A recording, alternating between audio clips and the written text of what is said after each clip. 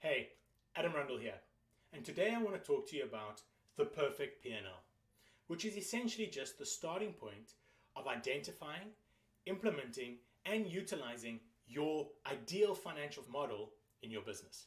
And so when I say financial model, people get really stressed and they think, man, that's so complicated. I don't know what a financial model is. Do I need some education or experience to understand how to implement a financial model? And the truth is, it's absolutely not. Financial models are actually really simple.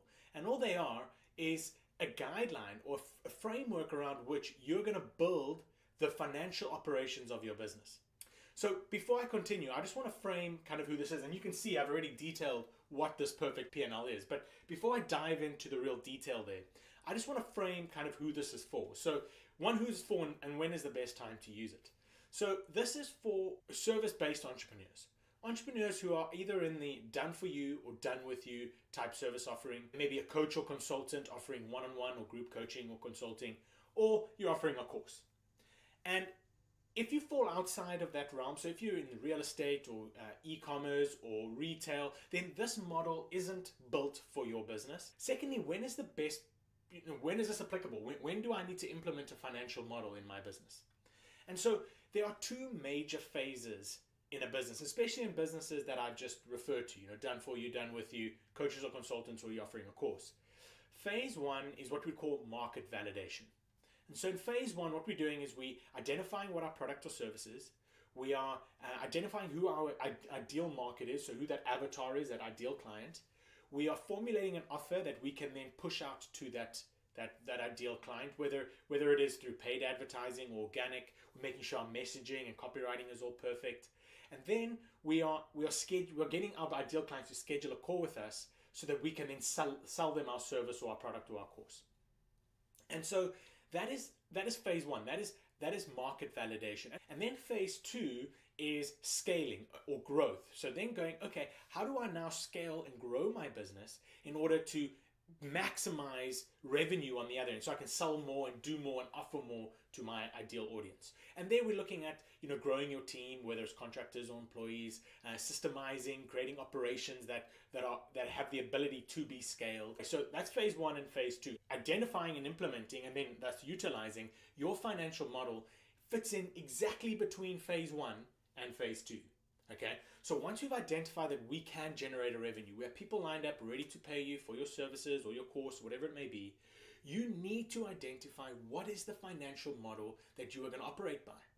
And the reason why this is so important is because that financial model is the guideline, it's the framework, it's the roadmap to scaling your business and growing your business to maximize revenue, maximize profits, and everything else that we want to do. So it's hugely important that you have a financial model in place. If you don't have this in place, it's like having a sieve between the two. So there's no guarantee what you're going to catch on the other end. There's no guarantee you're going to be profitable. There's no guarantee that you're actually going to have the means to scale and grow your business. Let's dive into it. So the perfect P&L, a P&L is simply a profit and loss statement. That's all it is. So it's a statement showing you all the income into your business, all the inflow of money, as well as all the expenses, all the outflow of money, factoring in some taxes, and then ultimately what is your profits at the end of the day. And the real value here is we're actually using a percentage model. The variable is income. Okay, so we can change income. So let's say you're at $50,000 a month revenue.